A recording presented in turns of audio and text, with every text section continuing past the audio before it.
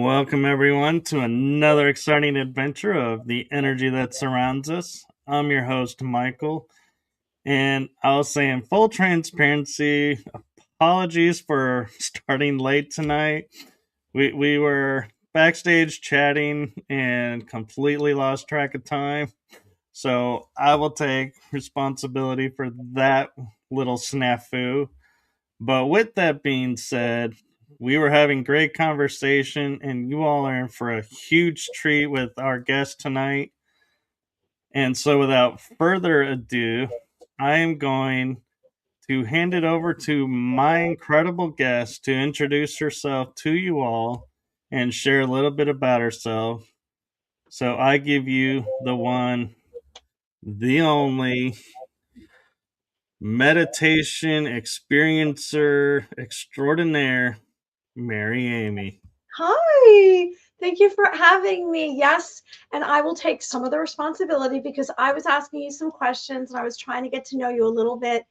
And you're very easy to talk to. You're a conversationalist, and I can see why you're a host. And I'm very grateful for you having me this evening. I'm Mary Amy. I'm coming live from New York. I'm an intuitive wisdom coach, a Reiki master, an ordained minister. I'm an author, and I am a near-death experiencer. And I would say an ET contactee. And I speak of angels and light and supernatural events and paranormal encounters. And I have an open heart and an open mind. Wow, I've been told I wear many hats, but I think you actually have more hats than I have. I don't know. You seems like you have quite a few yourself, paranormal investigator. But thank you for saying that. I'm also an artist. Yeah, and so I'm kind of curious, with having these experiences and these communications with these beings and angels, do you feel like that transfers into your art and is like guiding your art, or do you feel like the art is guiding the communication? I believe that it does help me engage with another part of my imagination because I've had experiences and I can see things in a much more empathic way and compassionate. It does aid in my art. I have moments of working on my art and times that I'm doing other projects that are creative. Right now I'm writing my fourth book, and there is going to be some of my art which I can show you because I started doing sketches for it. So it's both. I mean, I love art. Art is I grew up painting at 3. My mom's an artist, so she gave me a watercolor set and paper, and I used to do it by my nightlight when I was 3 years old. I just loved art. Wow, that's incredible to be sitting there watercoloring at 3 years old. I'm thinking at 3, I'm not even sure I could keep everything within a line. Well, I think it's what your talent is, and I had a natural affinity for art because I was around it. My mother always had an art studio, so I saw it, and yeah, I mean, you probably have your own talents that you were doing at 3, and that transcends to the rest of your life and your passion. So that's mine. That is mine. It's art. I'm watching you in your hand saying, "This is mine," and I'm like, "Yes, I'm not trying to take it from you. I promise." I know. But you know what it is that some things, because of I had trauma in my life, and there were situations that I couldn't really be expressive. So I guess I don't mean to be like it's mine and I don't want anyone to take it away, but it's more or less something that I actually finally own, where I say, okay, this is something that I know that I love and I'm going to continue to do it. Yeah, I was teasing about the taking it. I was totally seeing it as you are, empowering and saying, "Yeah, this is who I am," and standing in the power of your skill. And so, kudos for that. And in your bio, I find it most interesting because I had a paranormal experience at 2. You had a near death experience at 2. And so, one, I'm really curious, did you remember it when you were 2, or did your memory of the experience come later? And what did that impact have on your life? It actually created my personality because you're supposed to be protected by your mother until you're 3, and your personality is forming. So it was formed around this event. And to answer your question, I had fragments of me leave because it was traumatic. And later I went to a shaman much later who helped me bring back pieces of my soul. My soul had left. So I had some memories of it, and some I blocked out. And it's interesting because people that was around when I was in high school, I spoke too much later, and I didn't think that I had that much recall, but this one person said, "Oh no, you were talking about it."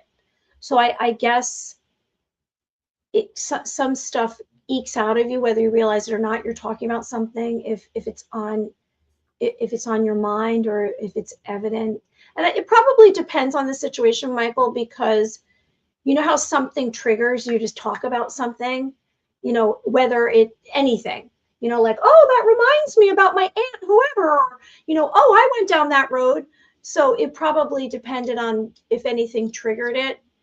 And it made it it affected me with my speech, my development, and I was a victim. So it took a lot of work to kind of overcome it and to gain some confidence about myself. Which I was gonna my next question to you was gonna be is growing up, having, the near death experience so young, how, what was life like growing up? Because I know it changes perspective, it changes the thought waves, sort of, or it did for me. So I'm kind of imagining it would for everyone. And so growing up is very different with that. And so I'm curious, how you navigated growing up with all these experiences, and when did you figure out you could telepathically communicate? Okay, I was much better communicating through my thoughts than my words. I um, wait, let me think. I had a difficult time growing up because I probably didn't know anything else, so it was hard for me because I never spoke about it. People didn't know about that it happened to me until much later. And I was in my 20s before my family didn't know. And it was a secret. So I guess I had more fear than some people. That might have been where I came from, but I also had a thicker skin. So I was someone who took many chances. I didn't find any concern about not being able to do something. I just tried it and did it. I always thought I could do anything. And I was pretty athletic. I was a tomboy. So I physically felt like, okay, I can do this. And because I overcame so much. I don't know if that answers your question. It does. And I'm kind of noticing like similarities between our paths and different scenarios bringing about things, but it's kind of interesting. And one of the things that I will share that I've actually never shared publicly is, as you're talking about, being able to telepathically communicate better. When I was a wee little lad, I would sit there and I would just like kind of look at my sisters or, but I would never speak anything, and they would go and get everything that I needed. And my parents were like starting to get concerned if I had vocabulary or the ability to speak because they were doing everything for me without me saying what I needed or what I wanted. And so they, had to scold my sisters and tell them to stop doing that. And I've often wondered, like, because we don't use it after that, does it stay or does it disappear or what happens with it? But I just, finding it interesting that we both had experiences at two and we both had telepathic upbringing. Well, I thought when we were speaking before, I was getting, I was tuning into you a little bit, but I didn't want to go into that too far because we were having a conversation. I didn't want to just be distracted, but I was sensing certain things about you, which was intuitive. And that would make sense because when you have something like a near death experience, for some reason it triggers a lot more capability in your senses, your psychic abilities. And I felt or knew things about people before they told me. Fortunately, when you can hear what other people are thinking or you can sense it, and if it's something, a negative emotion, then it hurts you, so then you're trying harder for them to like you. And that's kind of what I did for a long time, was try to get people to like me because I wanted to be liked. And I don't know if you had anything similar to that, whereas because you were able to like kind of be unknowingly mind to mind sending information, if you also heard things, which I heard things, which is not always pleasant to hear what other people are saying. I'm not sure that I did ever, or if I did, I probably wrote it off as somebody somewhere said something and I didn't realize it was a telepathic communication. I probably, like most kids, probably was like, "Oh, somebody whispered something over there." I don't, couldn't make out what they said, so just let it go and move on. But I wonder, maybe I kind of did in a way, just not verbally, because I had experiences like a couple of times. A student would be like complaining of a headache or something, and I would go up and I would put my hands on their temples. And then when I took it away, they were like, "Well, my headache's gone." I was like, "Cool." And I was like, "I don't know what I did." I didn't know Reiki at that point, Mm. being like elementary school. And so, maybe that was a uh, telepathic communication that I picked up of, yeah, there's a headache, let's go fix it, versus, oh, hearing someone say, "Man, I have a headache." You're a natural healer. I am, and I have the two M's on my palms, which kind of, I was like, when I saw that, I was like, yeah, I'm kind of not surprised to see M's on my palms, but that was one thing that I'm wondering, as you were growing up and learning these different modalities and stuff, did you take any and you were like, yeah, I'm going to take this because this is so cool and everything. And then you're like, yeah, no, I'm not getting this. And so, yeah, we're not continuing this. Let's go focus on other things that I am able to get. Cause like that was palm reading for me. I took one class and I was like, I just can't for the life of me. I'm like, yeah, there's a line on a hand. What it means, I don't know. What's it called? I don't know. It didn't like register, didn't stick, and so I'm like, yeah, I'm not a palm reader. Sorry. Well, I was drawn to certain modalities and they resonated with me, and that's what I pursued. I already was empathic, and I unfortunately I got in over my head because I started doing psychic readings and I really didn't understand energy enough. And when I was open all the time, I just remain open. Some people shut everything down. I just remain open.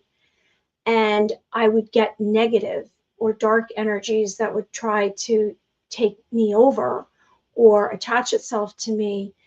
And like I am very much an absorbing type of person emotionally. So I had to take a break and stop doing that for a while. So, and then I've pursued a different area and then was writing and doing hosting. And then I went back to it and I understood it more. And I think it was overwhelming at times. I took tarot cards, and in between everything else, I said, let me try this, because it just seemed like when you went to some of these expos or people would say, do you have tarot cards? Because they like to see something and it's a prop. And I took a class. I went and did this workshop for a few days with this woman. And what I found was it was interesting, and it was, something that you could see, but it kind of got in the way of what I was doing. So I didn't really need it because I was already saying the things that were on the cards, more or less. Like I'm somebody, so how I read, I started out reading through the heart. So somehow I would connect to the person's heart and then I would read their aura, their energy field. And I would pull out moments and not look at them. It's better if I'm not looking at them, which I eventually figured out. And then I realized, okay, let me focus on my clairaudience.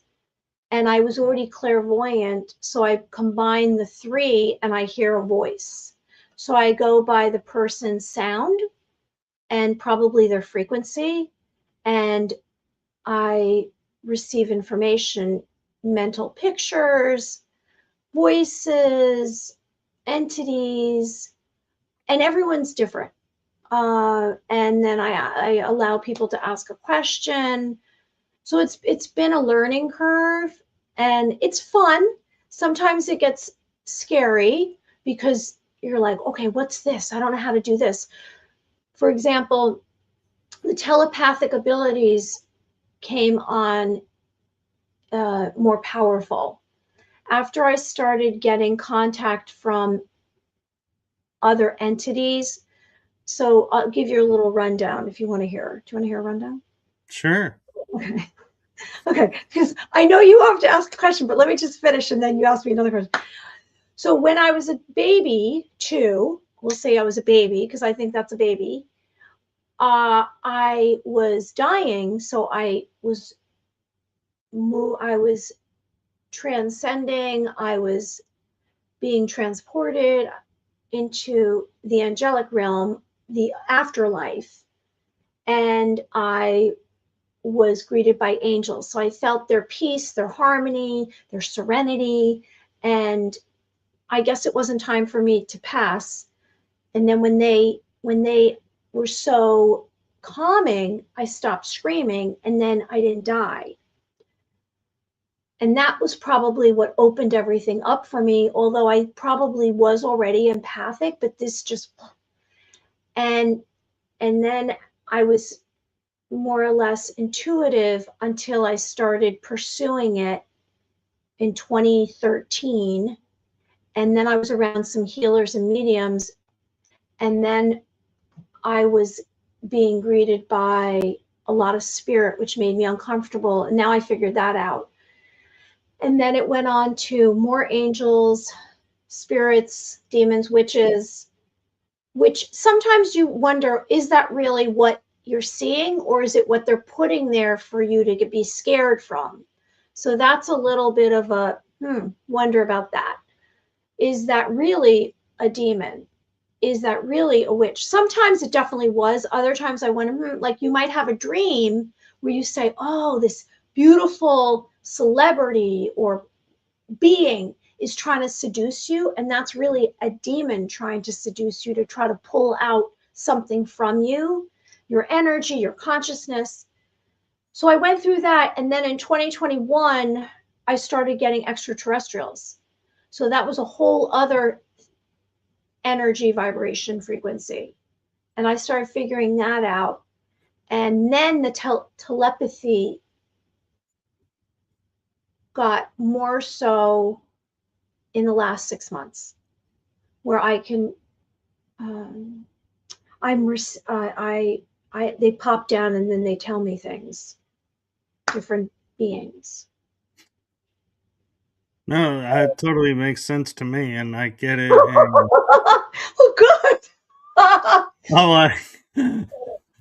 and you're describing it really well, actually. And so I just want to acknowledge that. But I'm kind of, you know, thinking about all that's been going on, and I'm kind of a little bit curious to know when you saying you being psychic, but you're also reading minds.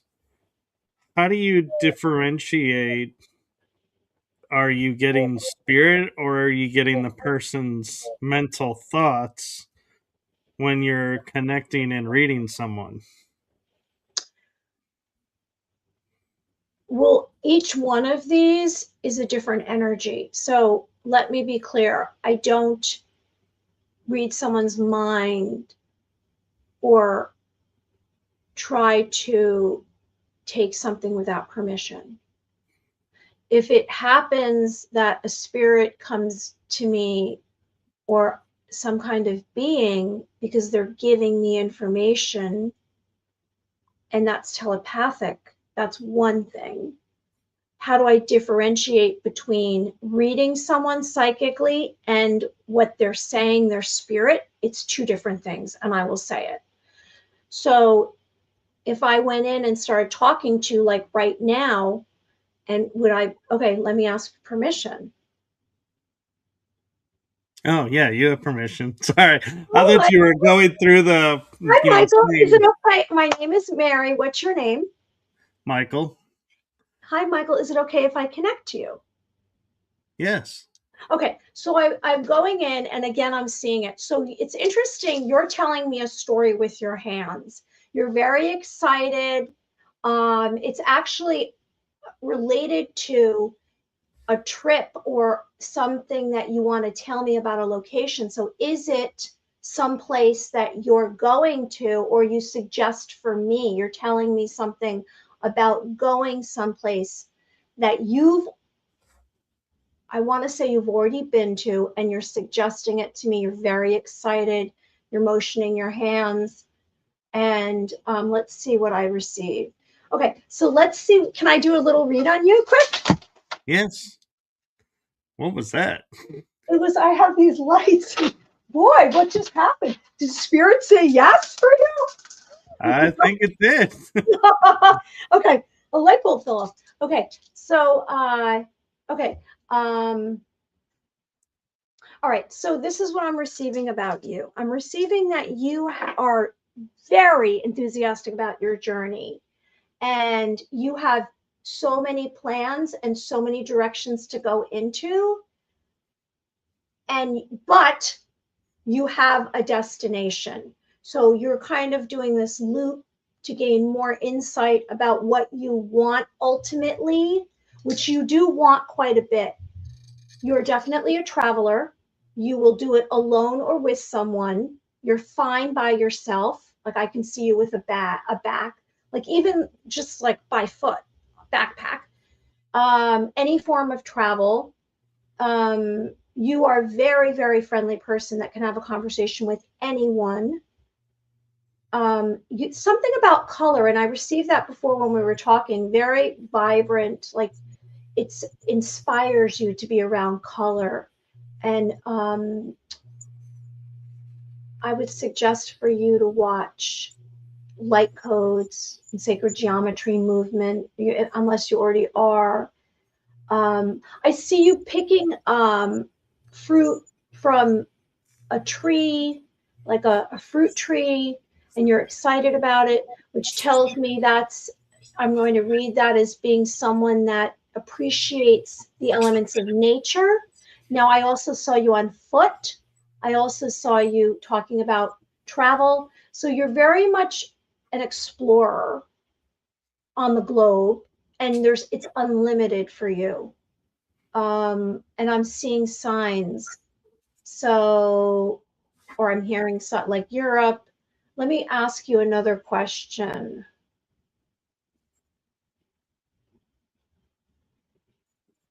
So you're actually asking me if I'm receiving any spirit around you, or if there's anything that you want, if I wanted. So I got a female, a woman, and let's see, a woman. And so she has, this woman came through, she has big curls, brown hair.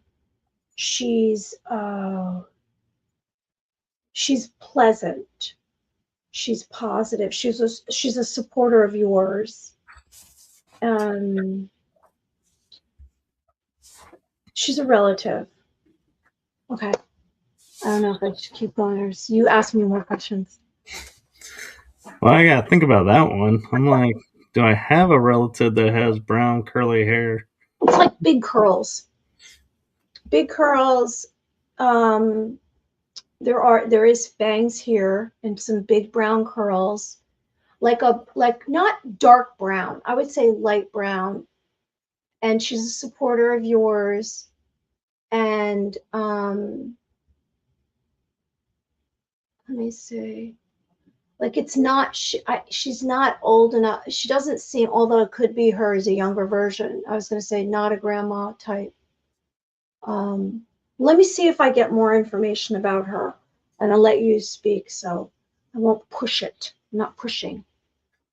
Okay, and what I find interesting is, like you picking up on like traveling, and with my parents when they were here, we would travel a lot of places, and so I have been to Africa, Europe, the Mediterranean, Central America, so I have, traveled in, a lot of places, and Africa and southern France were on my own, and that was quite an experience because it's like that was the first time traveling my own, and so now I've kind of, yeah, like, I'm comfortable to go and travel on my own, or get on the car, have a road trip with friends and go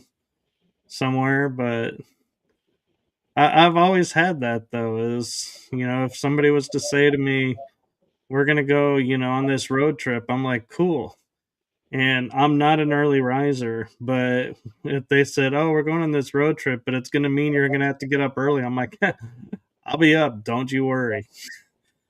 And so it's like something switches in me. And so when it comes to, when I get the opportunity to travel, it's like something, like it's excited, and it's like, oh, is it time to go yet? Is it time to go yet? And I have actually been known to, And I never told my parents this, but when we would go to visit family and I would drive part of the way with them, I would fall asleep at like 2, 3 in the morning and wake up at 4 to get ready to leave the house at 5 with them to start the journey. And I would be wide awake, first driver. It's like, because I couldn't go to sleep. It's like I would just be like too afraid, I think, to oversleep, and then I was gonna, like hold everything up, and it's like don't want to be that person. So we're just not gonna sleep. We'll sleep later. But yeah, I have that natural excitement to go adventuring and see places that I've only seen through energy and the physicality. This is your passion. Mine's art, yours is travel. I could agree with that. And I do have a little bit of art skill, but it's nowhere near like a lot of people's. And in one of my books, I put a drawing in, and on the bottom, I was like, "Yeah, this is my drawing." And I sent it to my illustrator, and I was like, here's what it looks like, and feel free to take and do it really nicely and draw it really nicely." And she goes, "Why, what's wrong with your drawing?" I was like, "Really?" There Because you in my go. mind I'm like, "Yeah, this is bad, please take it over and draw it, make it look really nice." And she's like, "No, you did really well." I'm like, "I don't think so." And I mean, and that's kind of been my life, is I always underestimate myself because of what others will say, and by what they say, I'm talking their actions. Like, for example, in my 20s, I think I was in my 20s, maybe my early 30s, I was at a church that was non-denominational, and I was helping, with the kids, because I was like, yeah, I'm not into the whole sermon and all that. I'd rather do this. And well, they had a choir, and I'm like, I'm not a professional singer, but I'm like, I can harmonize. Well, we do a Christmas show, and they insist on giving me a solo, and I'm like, don't give me a solo. No, you're gonna get a solo. Don't give me a solo. At the end of the performance, I kid you not, this is how it goes. The choir director and the children's director came up to me, and they go, yeah, we're gonna ask that you kind of step aside from the choir. And I'm like, I literally got kicked out of church choir. Oh, no. And so when people go, "Oh, let's go karaoke, let's go sing," I'm like, "Yeah, you have no idea what you're asking." I'm like, in my mind, I'm like, I got kicked out of church choir. I do not have a voice to sing with. Do not give me a microphone and ask me to sing. I got kicked out too. So I was in elementary school, and we had, and I don't think I've ever told this story. And we had chorus, and I now remember the woman's name was Mrs. West, and she had short hair, kind of looked like Julie Andrews type. You know, when Julie Oh, Andrews no had pressure there. pardon me? I said no pressure there. Yeah. So she looked like, remember Sound of Music? Her hair was kind of similar to that, short. It was a golden color, similar. Her name was Mrs. West. And they had this Philadelphia trip every year. And fourth and fifth graders would go on a bus to Philadelphia and sing, sing for a performance. And I remember, now I had a voice problem, and I can't sing, zero chance. I'd be the one kicked out. So I remember she auditioned everyone, and I remember going in, and no one got canceled for that. I did. They were like, no. You're not going and singing. So same for me. Like I was the only one out of the whole class who didn't go to Philadelphia, and I couldn't sing. So I get it. Don't ask me karaoke either. I can't sing. Like I can't sing. Even Happy Birthday. Everyone knows this about me. Mary does not sing ever. You don't want to hear me sing. Yeah, I have been known to for a couple of dear friends. I will call and do an attempt at singing Happy Birthday, but it's like, yeah, it's more of me like just kind of funnily talking Happy Birthday song. Yeah. And I'm like, yeah, see, this is why I don't sing, people. And yeah, and it's kind of, to me at first when I was like hearing, hearing that and, experiencing that, I kind of was like, that's, how can this be, how, why would this, happen and everything. And then I remember seeing John Travolta's Archangel Michael in the movie Michael. And there's a scene in there where he's doing something and the main character, I forget his name, but he walks up to him and he goes, Michael. Isn't the main character Michael? no, the other one, Oh, okay. the one that's like with him all the time. Right. I'm trying to remember which actor that is. Okay. And Now I know. he goes and he says something to him like, if you're, Michael, shouldn't you, you're an archangel. Shouldn't this be, you doing this or this? And he goes, I'm not that kind of angel. And it's like, and it's stuck in my head. It's, when I heard that, I was like, yeah, I don't have to have the singing voice. I'm not that type of spirit. So, okay. Right. And it's like, it brought a little comfort. And I was like, I used that line to justify going, okay, so I can't do this. I'm not that type. Oh, I can't do that. I'm not that type. Okay, I'm okay with that. And it kind of helped me, you know, boost myself back up and be like, I don't have to be perfect at that. I don't even have to do that. That's interesting that that's the movie you chose to take a quote from, and that's a positive movie because it's about angels and challenges and overcoming and being someone who is showing kindness and love in the main character and becomes a better person by the end of the film. Yeah. The other one that you'll probably will say will fit me much better was Robin Hood, Prince of Thieves.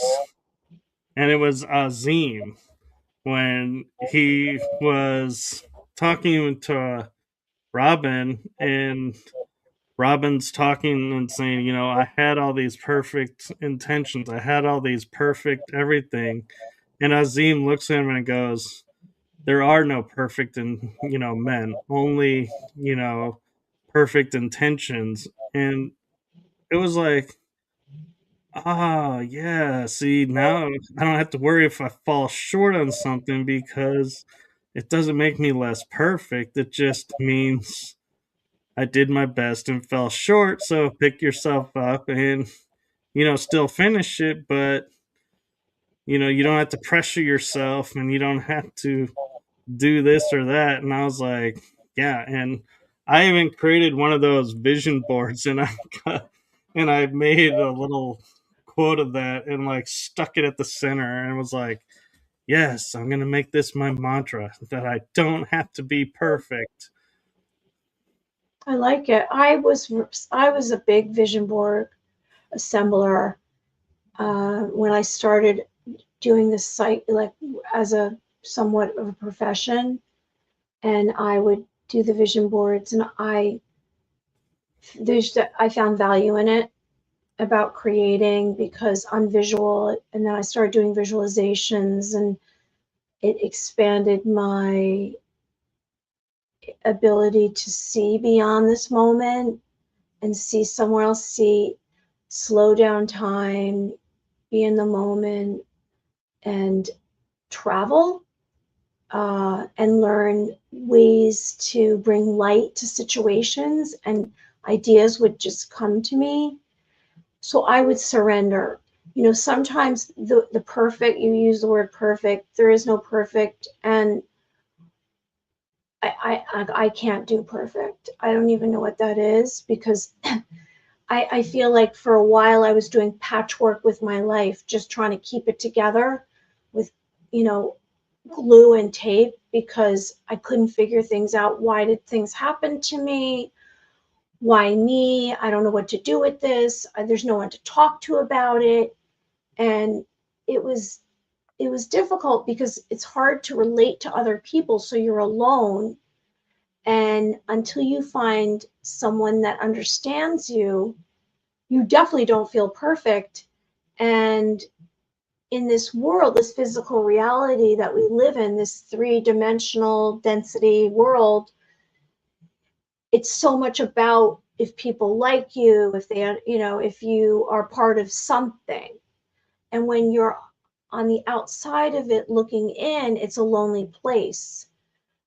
And for me, I had to become comfortable in that lonely place.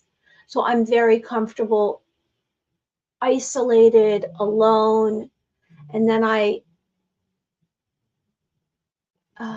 learned to be comfortable being more social and trying to understand other people. But I have to do it in doses, because sometimes it's frustrating if people don't get me. No, I get that and I understand that. And I'm curious what you would think if I told you perfection is totally achievable, that there is a perfect. But I mean, that's perspective, isn't it? What you consider to be perfection.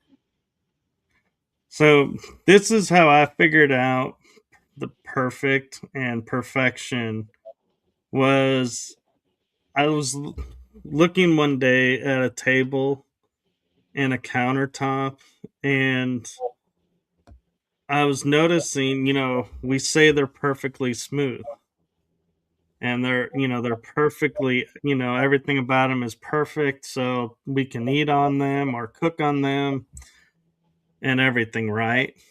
Mm-hmm. You take it to a microscope, and there's a bunch of jagged edges under the surface. And so to me, I was like, wait a minute. If this is perfectly smooth, how is this jagged? And then I said, well, something then goes, well, let's look at this in life. If we say, this is perfect, well, but it's flawed. We are flawed as a human. It's who we are. But then I go, but wait a minute. The tabletop and the countertop, we see beyond the flaw to see it's perfect. What if? And then I was like, all suddenly, it's like my mind went blank, and it's like I kind of froze for a second. I was like, oh, if I can see beyond the flaws of the person to who they truly are, I'm seeing the perfect version of them. And by doing that for myself, I'm seeing my perfect self. I just cracked the code to perfection. That's beautiful what you just said. To look at it that way. Yeah, because when we look at it, if you break it down, when we look at people, who we interact with, we are constantly looking at how are they responding to this? How are they, reacting to that? Do I like this about them? Do I like this, or do they like this about me? And we start nitpicking everything. But if we go beyond that, it's like there's nothing. It's just they are. And so I'm like, oh, that's the perfection is you see them just as they are.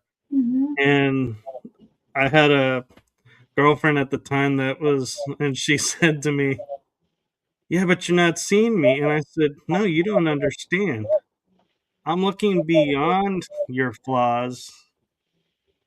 And I know as a boyfriend, I shouldn't say you're flawed, but we all are. I'm sorry. It's a fact. But I'm accepting your flaws by looking beyond them and seeing you as who you are. And she kind of paused for a second, was like, oh, wow. Okay. I didn't think about it that way. And I was like, I hadn't fully thought of it that way either, but it was like really cool to hear it like verbally said and be like, oh, somebody actually accepts this idea. Maybe I am onto something. It got a little validation without seeking validation. Well, yeah, I mean, I validate what you just said. It's interesting though because you can say that about someone else, but they might not be ready to receive it, and they might be blocking hearing that because there's something about them that they are carrying around that is shameful or they don't want to show. Like when a child is little, some kids grow up hearing, well, that's good and that's bad. So then they compartmentalize themselves and they suppress the bad, and later on they channel into something else like an obsession or an addiction, or they get excited about hiding this. No, I totally agree. And as forthcoming as I would like to say I am, I was kind of talking about this earlier with someone, and I was talking with some friends about it as well. We live in a society where, okay, let's hypothetically take you and I, metaphysical. Okay, if we go into a room where there's metaphysical people, we may go over there because we know it'll be safe to talk over there because they're like-minded, so to speak. So we may take the safe route and go over there. Over on the other side of the room may be like the mainstream thinking people, and it's like, oh, if I go over there, they're gonna call me, they're gonna want to lock me up, they're gonna call me insane, or be like, are you nuts? They're gonna be so judgmental. So we avoid those. And then there's the ones in the middle where like we don't know. And so it's like, do we dare? Do we not dare? And unfortunately, that's the world we grew up in because, and I'm going to say this out of the blanket statement of, I don't know your age, you don't know my age, but when we grew up, you didn't have the communication like we have today. So if we were to say, hey, I see angels, you could pretty much guarantee, yeah, you may be going to get a visit to the hospital and a psychiatrist because No, they're no, need. no, you're not correct. Oh, you You, didn't have that? no, I've Oh, never had. I've I never. I learned growing up. I could not talk about certain things around certain people because Well, it I was didn't talk not. about it. I didn't know. I never had that. I never had that. What you just said. I've never had where people are like, really? Tell me what do you see? That's what I get. What do you see? Tell me.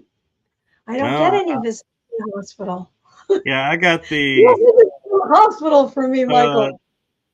yeah, and one example of it was how different that was is 9/11 when it first happened. I was at a friend's house for New Year's right after it happened, and they were like, and a couple of my friends pulled me aside and they were like, just we were just talking on their sofa, and she's like, so when's your enlistment date?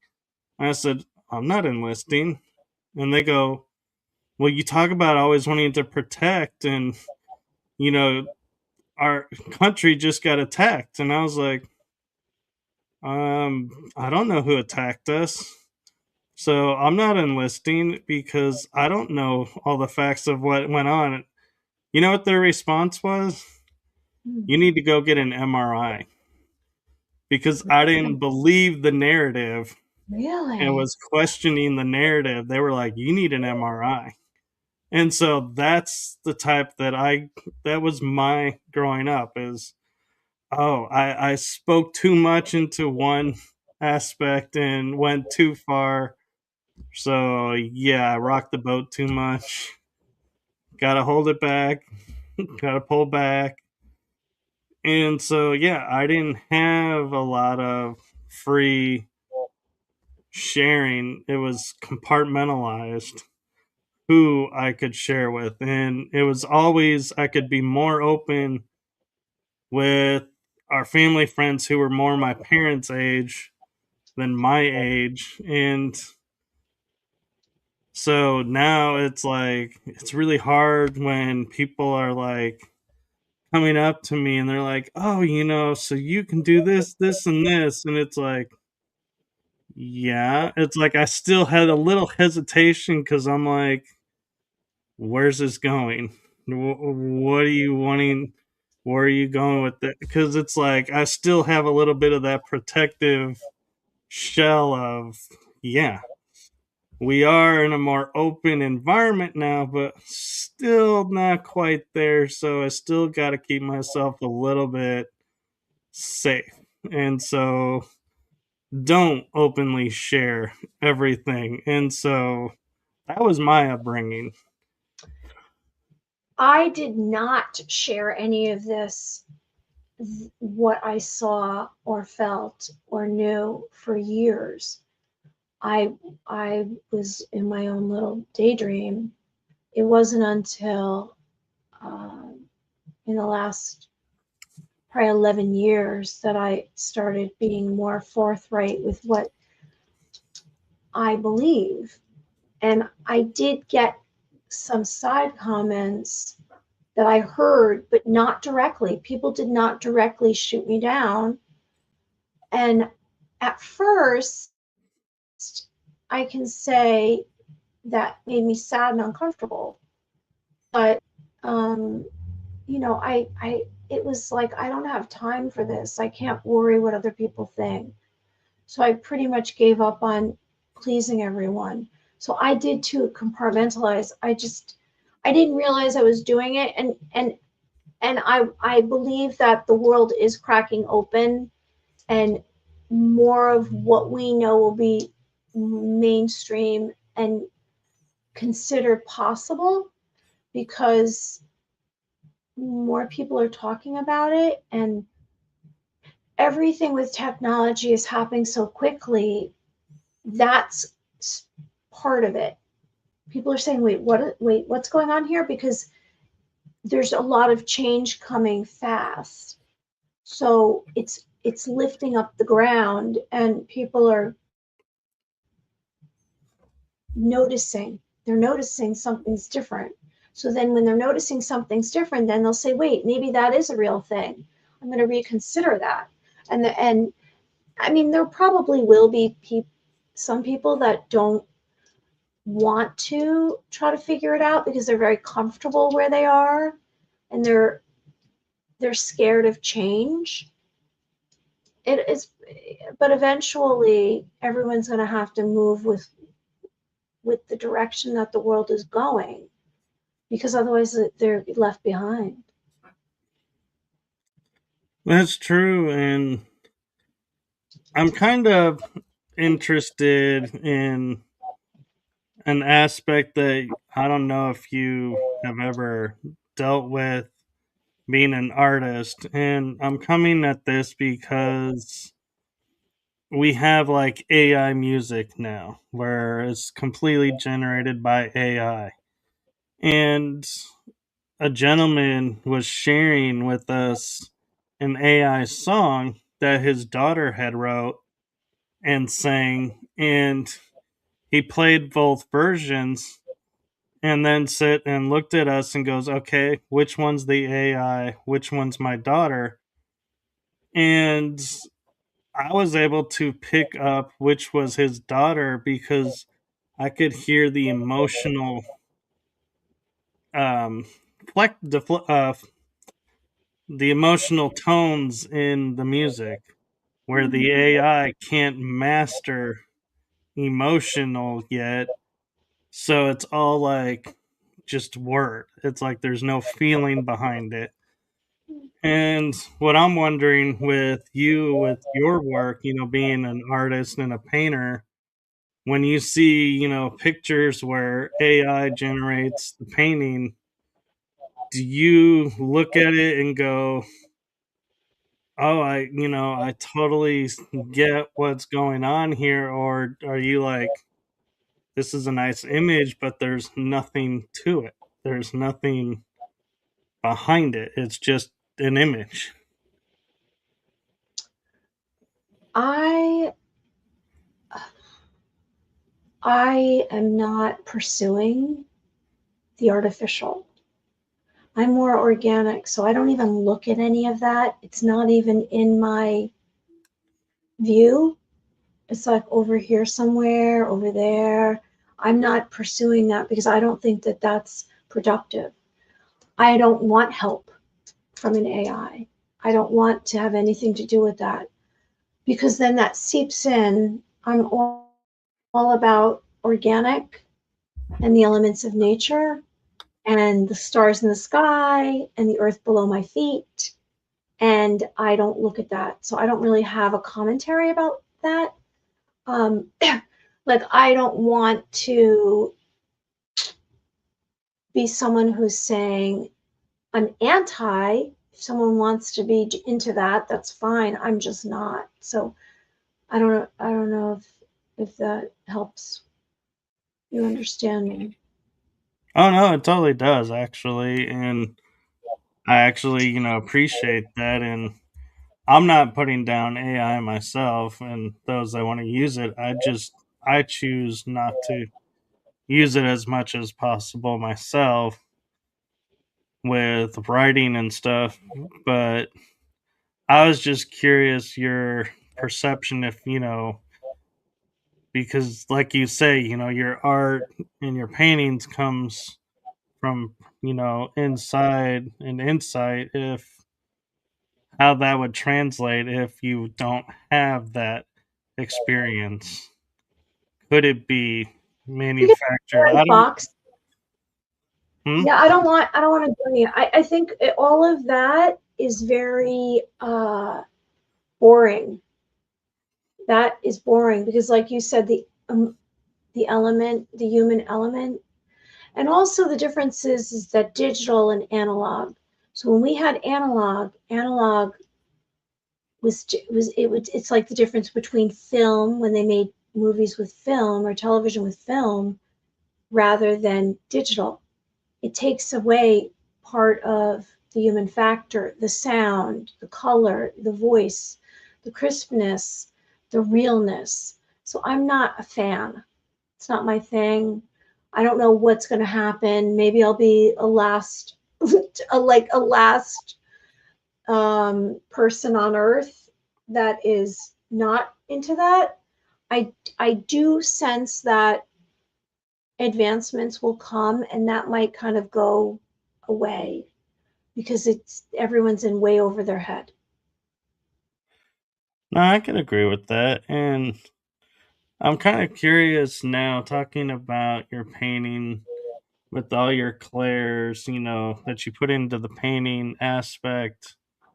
Have you ever, when you're communicating with like another being, do you ever paint them and be like, that's who I was talking to? Or do you just appreciate you're talking to a being and I'm like, I don't need to paint you to know that you are who you are? Well, I am actually, it's interesting you're saying that. So this book that I'm working on right now, which I'm in the last few pages, it's taken me 2.5 years of the writing. I started doing the illustrations for it. And I had hundreds of these experiences. For example, I'll show you. I did a couple of quick little art for it, which I don't know whether I'm going to use it, but I'm going to show you. Like, for example, I can tell you, would you like to hear a couple of my experiences, and then I'll show you a few pictures? Absolutely. Okay.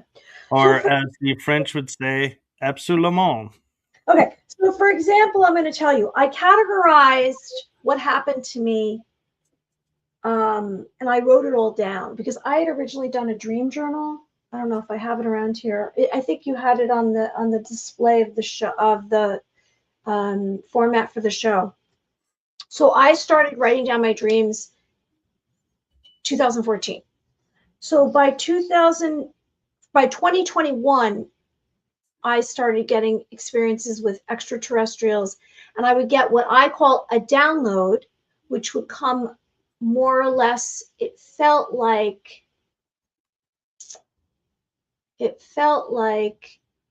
I was being given this information to prepare me to be more comfortable with extraterrestrials, because it can be a little strange. I mean, like I said, when I first had experiences with spirit, they'd come up right into my face and it was frightening. And then I had to adjust to it and realize that they're just trying to communicate with me. And so actually it's pleasant for me because I'm like, who's going to show up tonight? And when the extraterrestrials started coming, I was used to spirit and then some other negative energies. So with the extraterrestrials, I started getting these downloads. So it would come in, Michael, as let's say, for example, I would be awake. I would go to lay down to go to sleep, or I'd be woken up in the middle of the night, or it would be right when I would wake up. So I would be awake when it would happen, and my eyes would be closed, or I'd sense something and I'd close my eyes, and then I would see maybe some kind of dark cloud and then a ship passing through, and it would come across my eye line. So it'd be like left to right, left to right. And it might be multiple different little spaceships. And those I called downloads. And then I would have what I called contact, which would be an actual extraterrestrial that would come through. So what happened to me, this is my experiences, is it would be like you're on a video chat. So they would come through. Hi, whoever's saying that. Hi. Thanks for joining us. Like the video and subscribe. It would be like, usually for the most part, until the last year, it would be like waist up. They would come. Sometimes it would be full length. And I would see them like we are right now, talking. So it would be like this close. So it would be like you, except you're an extraterrestrial. And I would call that contact. So for example, I had a few of these different species, which we've given names. Whether or not that's what they really are, I think they are. Could be wrong. So here's an example. So I did this. All right. So like this was a couple of different experiences I had. Like this was September 3rd, 2024. I saw this gray alien, and I realized now I didn't color this in. So this gray alien, there was a tree, and he was going like this. Hi, like hi, hi, like strange, right? But there would be all kinds. Now, would I call that a contact? Probably, because it was clear. It was pretty clear, but it's interesting. You think they all are clones of each other, but they have their own distinct facial, like some of their eyes might be bigger than another guy's, and there's also different species of grays. This was an experience I had where in between every dream or every vision I had was this red geometric shape, which was very strange. It was like planted in between to show me. Sometimes it came through as a remote view. And this happened to me maybe 2 or 3 times, where I had these geometric shapes that broke it up. I'd have a remote view of a location. Now, wasn't asking for it. It just happened. So I'm taken somewhere to be shown something. And then this, when you said, wait, what did you asked me a question about extraterrestrials. So like, these are very primitive. Like, I have to go back to the experience and really do. This was a quick sketch one morning. Like, this is an Arcturian. I had this one Arcturian who's my friend now. He came once a year for 3 years, and then finally I understood what he was saying to me, and then I wrote it all down, and I'm having it in my book. I had one gray that came 5 times, but for the most part, it's a different guy each time. And yeah, so each of them, Michael, has a different energy. Like, the extraterrestrials have a different energy. So, like, for example, I have had more recently, instead of extraterrestrials showing up, I've had views of spacecrafts coming. So I believe they're coming, and I've been told they're coming. So they're literally physically going to be shown to us. So people can't be like, that's not real. That's not real. It's not real. Because it's real. Actually, I have a funny story for you about that.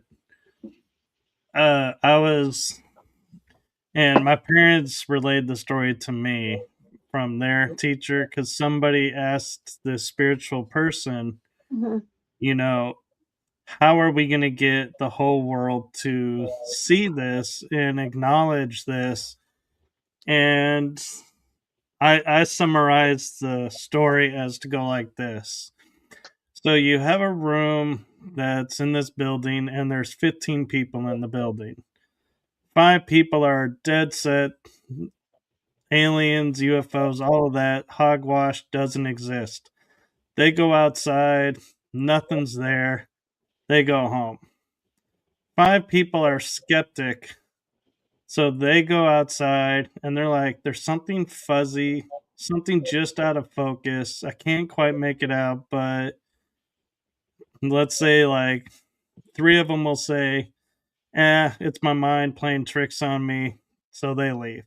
2 are like, it's just, something, feels like there's something there. I ought to stick around because I feel like there's a reason this is going on.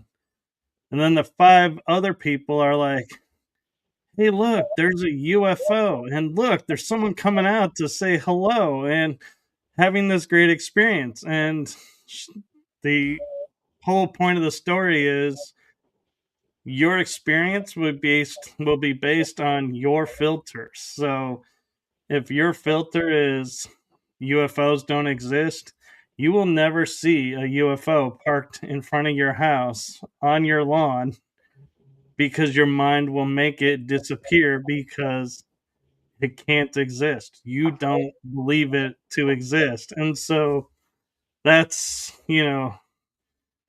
when I hear, people saying, oh, we need the whole world to wake up, I'm like, oh, no, we don't, because that's never going to happen. Because you do have some people that are dead set. And so more power to them for being that way. And those of us who are ready, we'll see and we'll experience and go on. And so that's a fun little way that they told me that helps relate to people why you can go into buildings and you can have a group of people and everyone will have different experiences seeing the same thing. It's like, yeah, because of their filters. However, yes, I agree with you if it happens once. But if the people go to bed and then they wake up and it happens again, because when I started having these experiences, I said, okay, was that real? Like, was that real? After the first time it happened, I said, that wasn't real. And then it happened another time and another time. And then it was going on years, it was happening. People can say that if they don't see it again. But when they come, they're going to come and they're going to stay. Now they're already here. It's just they're not showing themselves to everyone because some species shapeshift, some don't want to be seen. And also it's about being ready, and if people aren't ready, then they're not ready, and that's completely entirely up to them. If they want to pretend it's not real, but like I say, just because you're not looking at it, it doesn't mean it doesn't exist. So like, yes, there's going to be filters, but then there's going to be something that's there. Like, here's this gemstone, and everyone's going to see the gemstone because it's going to go day after day after day after day. And then they're like, oh my God, it really is there. Did you see, there's a TV show, I don't want to name it, and this alien virus or ET virus hit the whole planet.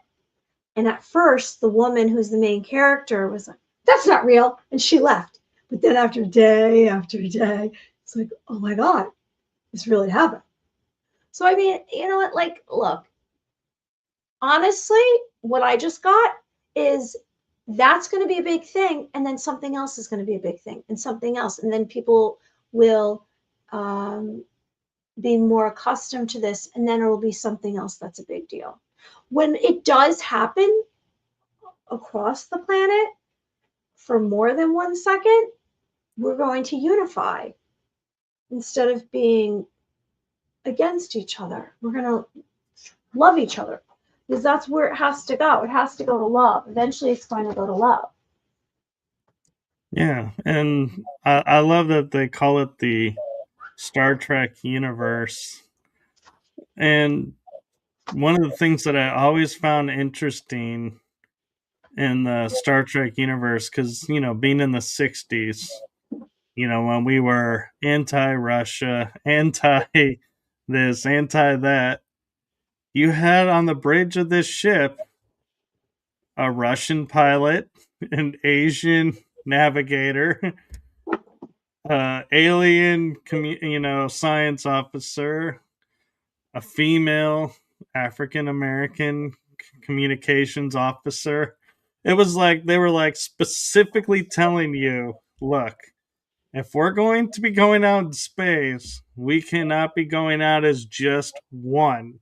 We have to have women, we have to have men, has to be all the nations or none of the nations. It's like we are an all going forward, or you're going to get left behind. And there were groups of people that were left behind that are like, nope, we're not going into space. So what did they do? They worked for the space agency on the planet and never went into space. And they there was a funny adage with Star Trek. I don't know if you're really into Star Trek, but the doctor was, an anti-space. He was like, it's super dangerous to be in space. You could die so easily in space. And the captain's like, we operate in space, right? And he goes, well, my wife, and this comes from the movie, and the movie, I think, really spells out Bones as a character, where his persona comes from, because they never really clarified it in the show. They always were like, oh, Bones this or Bones that, and you think, oh, because he's the doctor. So in the movie, they made a funny quip of where he's talking to the captain and he goes, well, my wife got everything in the divorce but my bones. And so he's like, well, bones. That makes We're sense. going into space. And he's like, yeah. And he goes, look at how pretty that is. And look how cool that looks. And he goes, oh, don't tell me how beautiful it is. One crack in that, seal, and we're all going to be vaporized and, this or that. And he's like, and the captain turns his head and goes, oh, this is going to be fun. He's like, oh boy. But yeah, I mean, it was so interesting to see the perspectives of, everything, pushing the envelope and pushing people to see beyond borders. But at the same time, everybody had their borders, because when you would hear them say, "Yeah, I'm from Earth," well, they'd be like, "Well, what part?" "Oh, I was from this part or that part." So we hadn't gotten rid of borders, but we unified as one still. I just spoke to that woman. So she knew you as a child. So she's in your kitchen talking to you. Because first you were talking to me about coloring, sorry. And I said, because you said to me, "Oh, why don't you show me how you do, like you want me to show you how to do some art." And then you're sitting at a table in your kitchen like you're a little boy, and the woman's in the kitchen with you, and you're sitting at the table eating. So it was she's from when you're a child. I just got that. That could be my mom. Could be your mom, because it's your kitchen. I'll have to see a picture of your mom. I'm not good with names. I get personalities, I get messages. The name thing I got to work on. I'm not good with names with really. Like, that's not my thing. Like, I'll remember someone's face. I don't remember their name unless I see it visually. If they write down their name. So that's what I'll probably have to say. All right, spirit, write down your name. No, it's because you got me thinking, as a kid, I was like, because she was a lot older when she transitioned. And so I spent more years with her then than the early years, because some of that I was still too young to remember. But I remember seeing photos where she would have the big curls, because it was the 60s, Yeah. 70s. That Right. was the hair style of the time. And I do think I remember seeing that she had light brown hair. Interesting. If I saw a picture of her, because that's interesting. Maybe. Sure. She's around. She wanted to tell me something, tell you. Huh. Hmm. Interesting. It's an adventure for me too. Well, we did open the door, so there is that to be said for that too. Yeah. I'm sorry, I didn't mean to interrupt you, but I just couldn't, I didn't want to lose what it was because I just had to interrupt. Sorry. Oh What? no, you were fine. I was pretty much done with it. You actually saved me from rambling on a little bit more. Stop. No, but I want to point out something interesting that you mentioned earlier. You tried to read me and you were able to get a little bit of this or that. And I'm going to acknowledge the fact that I've had several people try and they always are blocked. You Hmm. are the first person I think that has spoken with me on show and was saying, "Oh, I did a quick scan read and this is what I was getting," and actually was permitted through the barriers, so to speak, cuz one of them said, "Oh, I tried to read you to do this or this, and you had like a tornado around you where you were like spinning dishes in inside it, to where I couldn't see through. It's like I wasn't able to penetrate." And I was like, interesting. And another guest said, "Oh, I tried to see, but there were all these colors around you and these symbols and symbols I had never seen before." And so when you like said, "Oh, I did this quick read of you and this is what I'm getting," I was like, my mind was like sitting there for a second going, how did she get through? That's really interesting that she got through where others haven't been able to get through. Fabulous. But I did see colors, remember? Because I said I Yeah. saw colors. So that I did initially see that. And So I don't know. I mean, maybe because I'm not a threat. I don't know, or I don't know. I don't really. Yeah, I don't know. Um, Well, you're very open. You're very. Um, it's so I'm going to get a couple more things. You're heroic. You are someone who it was like I want to say a fireman type of personality about being brave. Um, like in danger, you would be more concerned about someone else than yourself. I know that.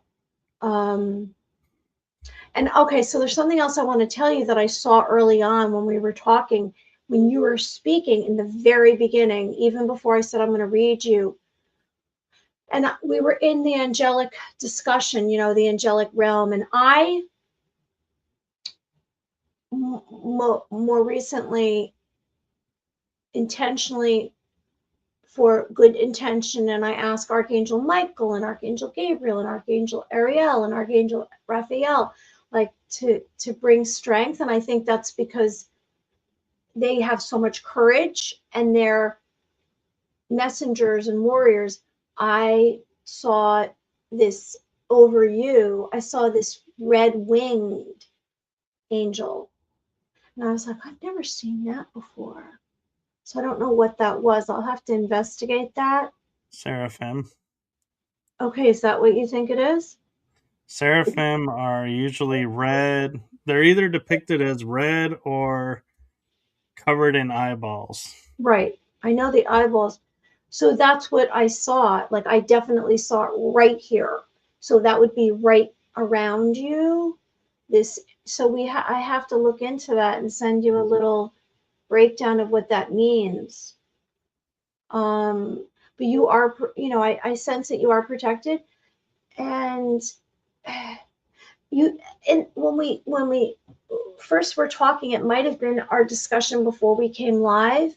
You were talking about doors and portals, and so I also see you opening many doors and closing them. Whether you've gone in through the door and you're just taking a peek and then closing it, but I see you opening and closing many doors. And those doors are portals to other dimensions, right? And that's where the color comes in. We spoke about the color, and because I've seen other realms where I've more recently been traveling, because it seems like for me I absorb. So if I come in contact with someone that has achieved something or had a certain experience, then for some reason I start to get that experience happening to me. And you have probably moved through more dimensions than you realize because of your work as a paranormal investigator. Probably as a paranormal investigator and the fact that I astral travel at night. Okay, there you go. That's why. Okay, that's what I see too. That makes sense. So I'm astral traveling too. Interesting. Like a lot of different. It's not easy to describe, but like let's say you have.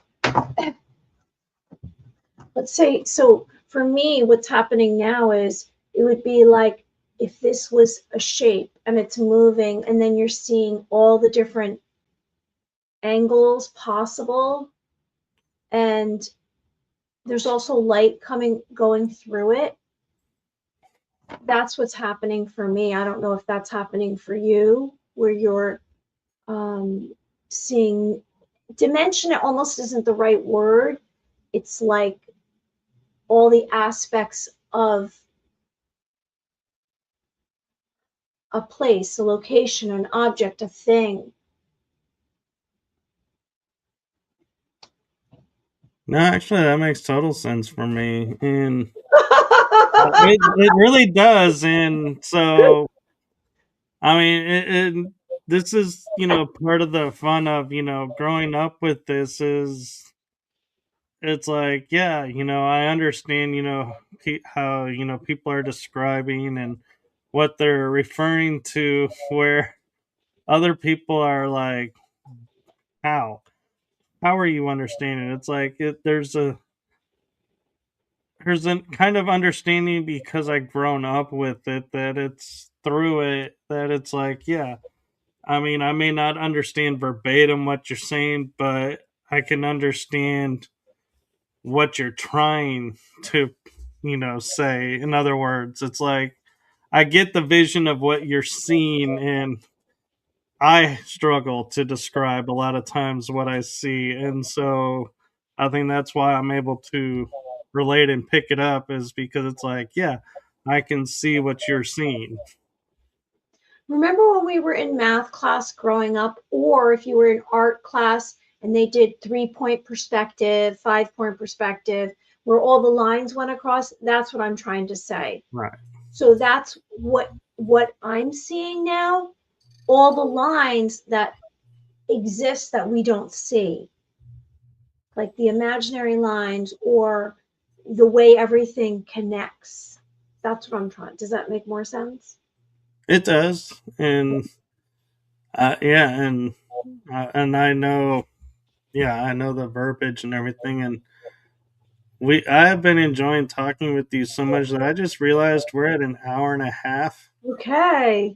and I know you're in New York, and so you are like an hour even ahead of me, and so it's getting late, and I don't, I want to keep talking, but I also want to respect that, I'm sure you have things to do tomorrow, and you can't be like dead to the world tomorrow to, Appreciate you. the conversation. This has been so much fun. I was a little nervous. I'm a showgirl. The show must go on, and so I get nervous, and then when I'm on, it's all fine. Yes, and I'm the same way actually, except being a dude. But uh that was supposed to be funny, but yeah. Can I just plug? So here's my book. Yeah, so I was gonna offer you time to talk about your books. Okay, so I'm gonna just grab one of my dream journals. Wait, one sec. I'm just gonna grab one so you could see it. If I have it, do I have it? I like the lights that you have in the background. You like my what? The lights in the Oh, background. I don't know where my dream journals are. I never know where those are. So it's a blue book. So if you would like a dream journal, you can find it on Amazon, My Dream Journal. I should have stacks of my books everywhere. And it has room for 10. It has room for 100 passages, 100 days of your dreams. And it talks about how the Native American Indians would gather and they would decide where they should travel to by doing dream work. I don't know if you've ever heard of that, where they would pose a question before they went to sleep, and we can all do that and get an answer while we're sleeping. We can overcome fears while we're sleeping that we can't deal with, why our waking life is overwhelming us. And I was always running in my dreams. And I was probably running because I had these near-death experiences, I'm guessing. And finally, I said to myself, tonight I'm going to sleep and I'm not going to run. And I did that. And I didn't run, and everything seemed to shift in my life. So that's a suggestion that I have for you. Quickly, this is a children's book. It's Earthly and the Gemstones.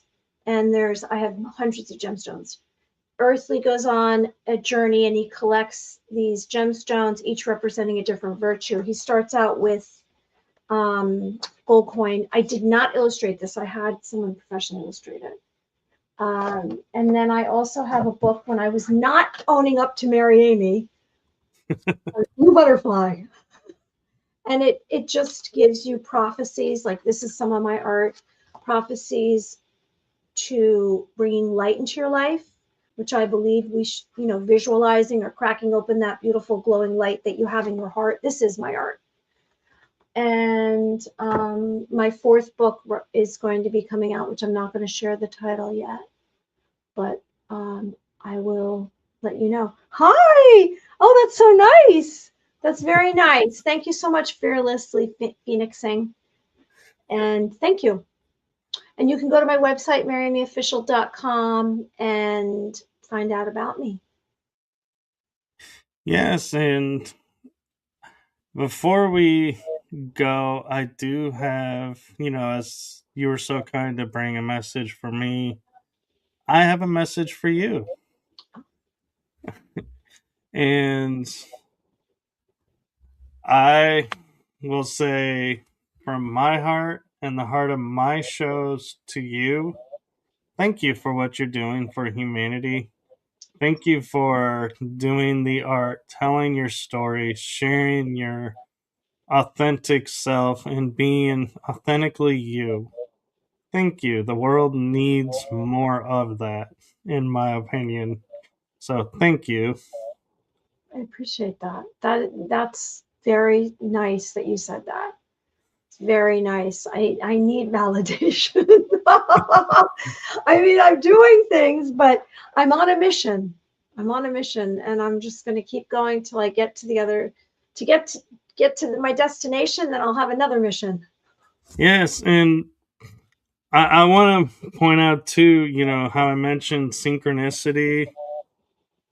I have a friend in Canada who has a book about a gnome king Oh, and how he guided her to get gemstones, and she does gemstone readings. And so when you sent me your info and you said, "Oh, here's this book about gnome and getting, gemstones," I was like, what are the odds of two people having the similar story? And I was like, I'm glad you brought up that book, because I was like in my mind going, I want to hear about this, because I'm wondering how these stories, if they're similar or if they're different, and how are they different. And I don't mean it to be like, oh, one story, is real, one's not. No, I'm looking to see, you're in New York, she's in Canada, how alike these stories are and how cool that is, because it just goes to show me in a way of, here, you don't call him the Gnome King, but here's a gnome that's, earth yeah, S gnome, earthly spirit gnome. He's from the earth, and he gets his wings at the end of the story, and he's real an angel. So he's a universe. I yeah, came up with it in 1999, and I came up with this story in my head, and I created these little pouches, which I interviewed with the flagship store of FAO Schwartz in New York City. And I went and met the CEO, and he purchased 300 of these, and I had them made, and they had the gemstones. And oh, well, thank you so much. And then it, I had little books made, and then I was selling them, and I went to the Javits Center and did all that, and then I just was like stopped and went in a different direction. And then I circled back in 2019. I rewrote the book, and I made a big version of it because it was a little book, and I made a big version. I don't know if that answers your question about the story. Like there's a map. uh-oh. See, he goes on this journey. You're like an earthly. You're going on your journey, traveling. Yeah, and it's kind of funny, because like I have a childlike essence of me, and it's like I'm looking at that book and I'm like, I am totally putting that on the top of my list, even though I'm not a kid. I'm like, I am putting that on Oh, my list, and I want to get that book, because it's like, yeah, and Fearlessly is asking, can we get your books on Amazon? Yes. There's, if you look me up, it's Earthly and the Gemstones. It's $12.99. I think this book and this book are both $12.99. My dream journal is $29.99 because it's a thicker, bigger book. My book I'm working on right now so far is 225 pages. I don't know how many it's going to be after the illustrations, but we'll see. Yeah, the illustrations always add more fun. And Fearlessly Phoenixing was saying she wants to get it for her daughter. Aw, I love that. Thank you. You guys, thank you. I appreciate this. Yeah, Appreciate it. I have a cool audience, and You do have a cool audience. You're a cool guy who has a lot of cool channels, and you've been at it, and you've had some really interesting guests. I've been watching. I've been watching some of your guests, and you've been at it for a long time. So that's why you're exposed to so much. We appreciate. Oh well, thank you so much. yes, and one thing that I will say for you, on the piggybacking off real quick that you were saying, like you need, like you like having validation, is a guest of mine one time said to me, I feel so blessed to be on your show because you have all these great guests. And I looked at my guests and I said, what makes you think you're not a great guest? All of my guests are great. They're all equally great. And they were like, oh, thank you. And that's how I treat it is, I could have like a list celebrity people on, or, you know, TV personalities on, or but I'm like, everybody is that in their own way. And so that's what I want to celebrate. And that's what I want to showcase is, we're all equal doing what we're doing. We're all if you want to go upper echelon of it, that is who we are. And we're just sharing that with everyone. And there is no, oh, this speaker is better than this speaker in my book. Everybody is exactly who they are and where they need to be. And that's what I celebrate. Well, I think also everyone adds something because they have their own experiences. So learn, you learn from them or you get something out of it. And maybe it's something a nugget that you needed in synchronicity, like you just said, the crossover of someone else having a book that's similar with the same elements to it, which I find interesting. I'll have to look that up. But yeah, I mean, there's room for everyone. Yes. And I think that's what keeps me grounded and keeps me, in my space and not caught up in all of the ooh ah of what's going on is I view we're all on a journey, and I happen to have a space where I can provide journey A to be shared with other people who may not be aware of journey A.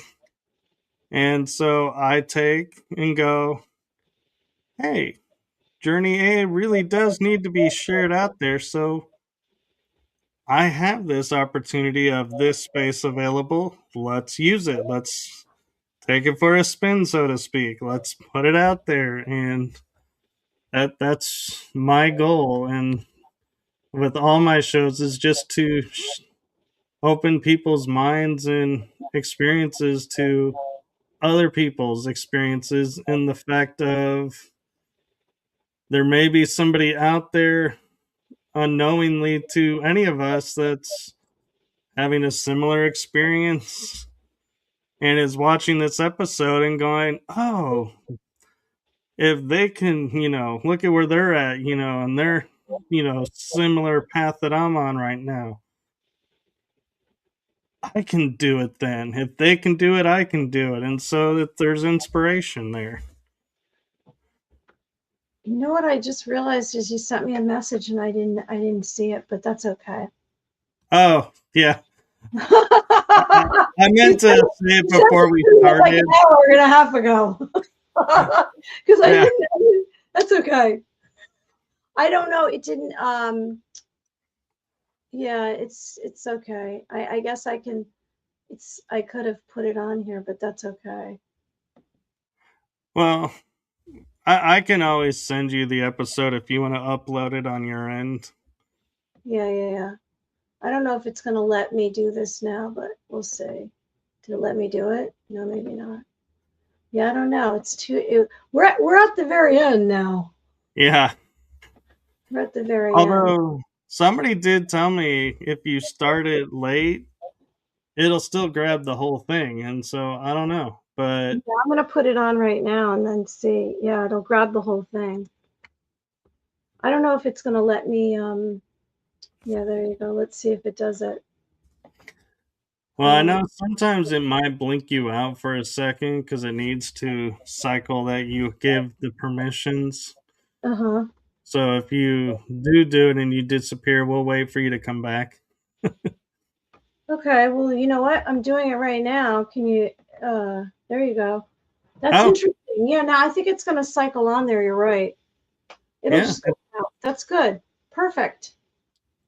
Um, What's going to be kind of funny though is now that we're getting ready to say goodbye, your audience will start flooding in and be like, "Hey, are we in time to catch this?"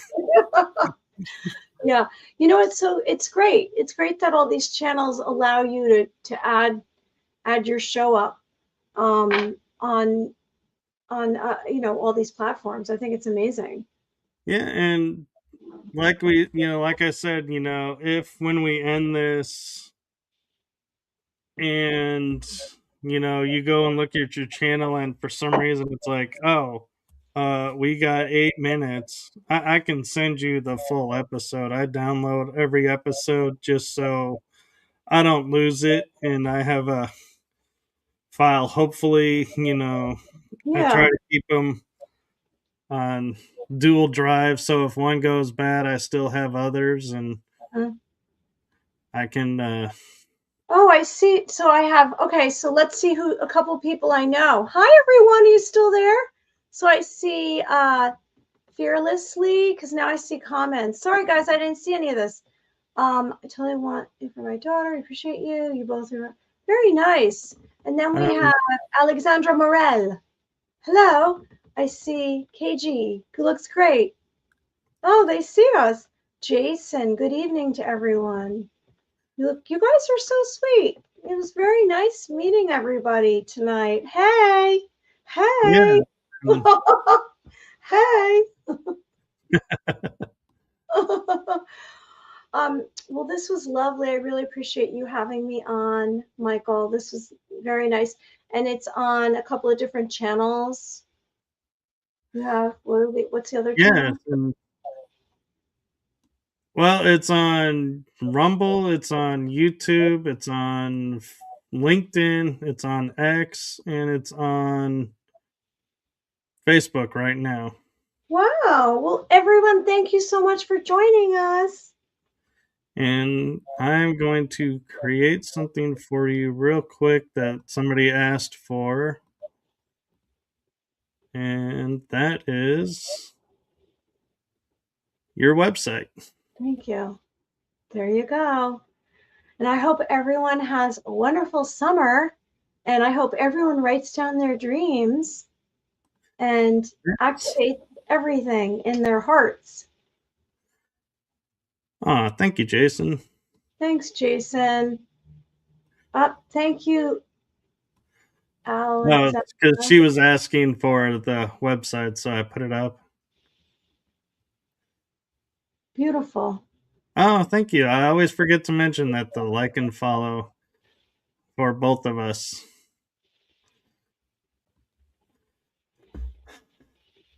Well, since oh, Fearlessly Phoenixing is on your channel now, saying just Oh, nice. subscribed. Thank you. Yay. If you'd like to know anything about telepathy, my own channel, Mary Amy, on YouTube, I have videos about telepathy and intuitive gifts. And if you'd like to watch my podcast, it's Thursday nights on YouTube, Two Psychics Podcast with Michael Edley, who's a medium. We've been doing it for 2 years. That's amazing. And I was just going to ask you, if there was anything you wanted to promote out or anything upcoming. And so here we are, Two Psychics. We are actually doing a live event in Pelham Manor at the Pelham Rails. It's a restaurant, and we're doing a live psychic night. And you can come and meet us and get a 3-course dinner. It's July 29th. Buy your tickets on Eventbrite for Michael Edley and Mary Amy. That's a really good photo, too. Oh, professional. The professional photo. Yep. Although, I gotta say, I kind of like the scarf and the hair look, though. Yeah, it's kind of a trademark thing I do. I'm in New York. So anyone who wants to meet me, you can meet me in person, or you can meet me video chat. Well, I will say, since we linked in yours, we have one person that's jumped from my channel to your channel.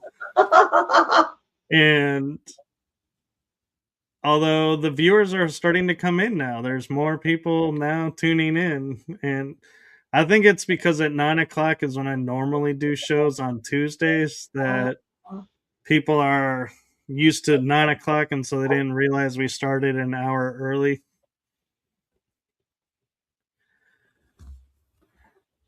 Are you single, Alexandra Morel?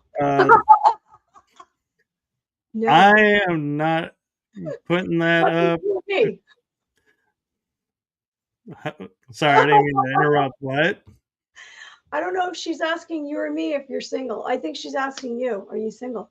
Oh, I am, but... Fearlessly says, I found the link to her Eventbrite.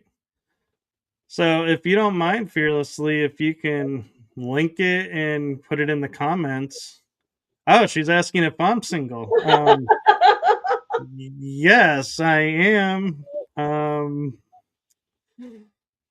I normally don't talk about my public side, my private life. So yeah, that's, I don't know. Somehow you got me to answer that. So there you go. Okay. Well, it was a joy. It was very much fun. I really appreciate you having me tonight, Michael. Yes, and hopefully we'll get you back on for more episodes. Sure. I'm game. You're a lot of fun. Yes, and Alexandra, we talked about that in the beginning, so you'll have to watch the replay, which is free and will be live as soon as I end the stream. Oh, and Kevin is saying, Mary looks great, love the lights. See, I'm not the only one that loves the lights that you did. Aww. Thanks, guys. And so, yes, and thank you so much for sharing your story and everything with us. And keep doing your art, because the art that you showed us, I was like, wow, that almost looks like what I would expect to see in an art gallery. Really? Yeah. I have lots of paintings. Here, I'll just show before we go. I'll just show you. Like, for example, this is I did a lot of art that was using different mediums. Like, I cut this out of magazines, but then I made this because I said I was going to have a tidal wave hit me, and but I think it was a life change. I was going through a life change. This is when I was doing vision boards like we were speaking of, and so I made this painting. This was 2016, something like that. But I have a lot of paintings. I used to do wall murals. The next house I have, I'm going to cover it with wall murals. Thank you, everyone. Really? Yeah. So, we're real quick, if you don't mind, real quick answering, where do you get the inspiration to your art?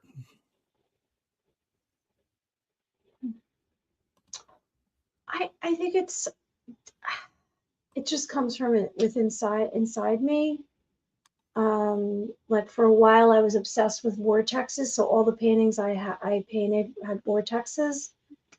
Um, like right now, it's just I'm inspired by doing all the different art, which I've done a lot of the sketches already for the book, because I had those experiences.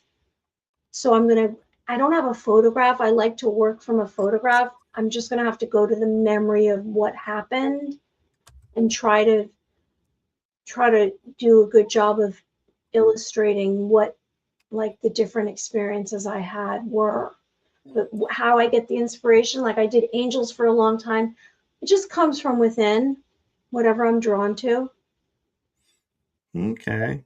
No, that's really cool. And I managed to find the link to your Eventbrite, so it's scrolling on the bottom now. Thank you very much. And it's in one of the chats conversations. I forgot that I singled out and was answering people from the one channel where everybody was mainly on, and so I forgot, and so it didn't put it on every channel. But yeah, and so before we go, and I know we've said we're going to go several times now, but we're legit this time, I promise. Is there anything or any, information or any insights that you have that you want to make sure the audience hears? And Yes. Yes.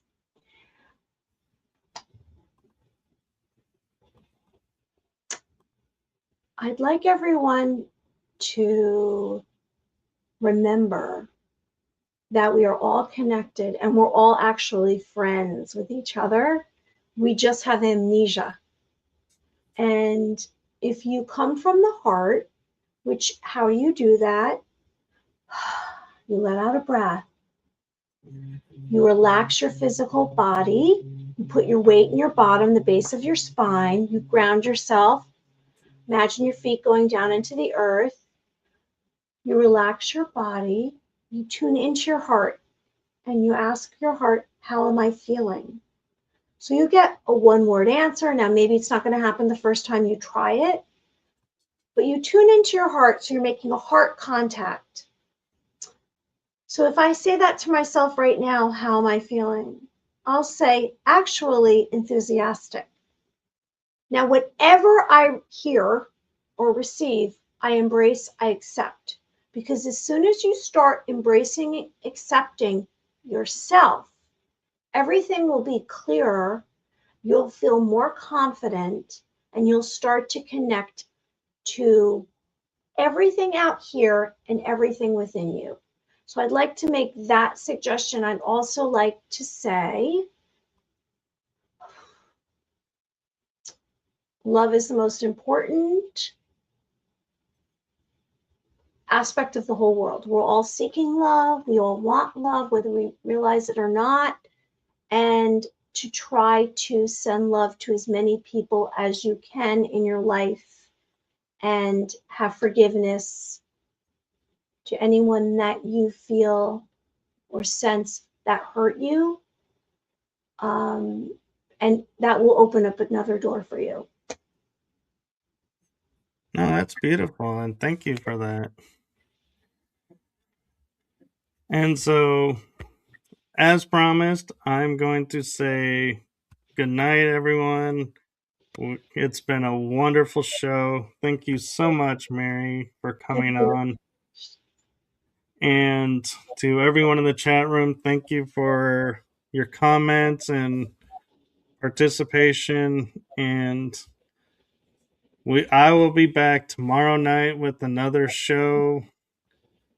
And do follow Mary's channel because there's a lot of great information there. She is a great source, inspiring source, and so do like, subscribe, and follow along because you never know when she may make an appearance again. So, Yeah, exactly. I'll be back. Maybe. well, scheduling wise, I will do my best to make it happen, but that all too depends on your schedule. So I'm not gonna say yes, we're bringing you back next month, and if you're traveling, it's like nope. And Whatever's meant so to be. exactly. So thank you, everyone. Thank you. Thank you, and good night, everyone. Love to everyone. Sending you love. Bye-bye.